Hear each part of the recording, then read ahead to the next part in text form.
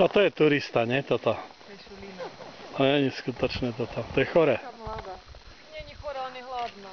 Jak môže byť hladná, keď to krmia furt. Tak nikto jej nič nedal zatiaľ. No a čo by to studovali?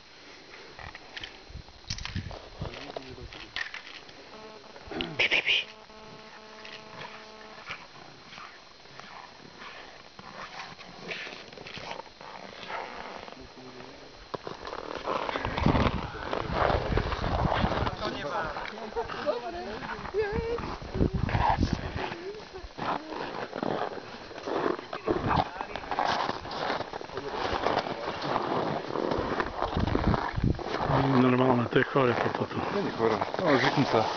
Musím najvyššie boje. Krásna je, ale ináč.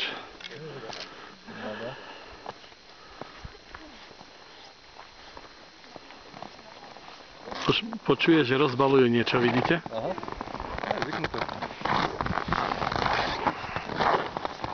Nejde more.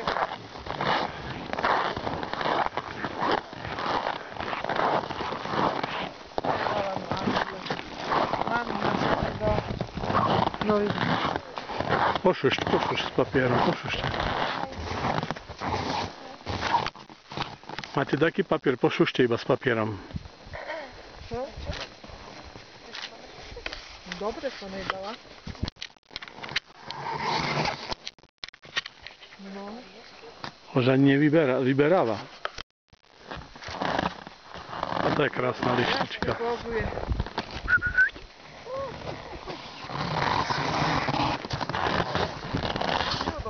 Tam má dobré základy. Ono, že nemáme roky.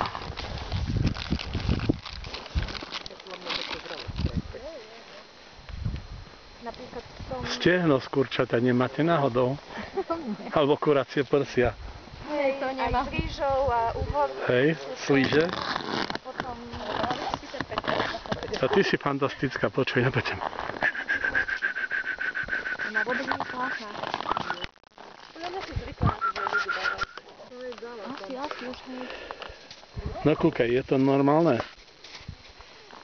Nemá čo žrať, viete, nikde. A tu vieš, že dačo sa jej ujde. A kešu, orechy, tu máš všetko mám... No nie?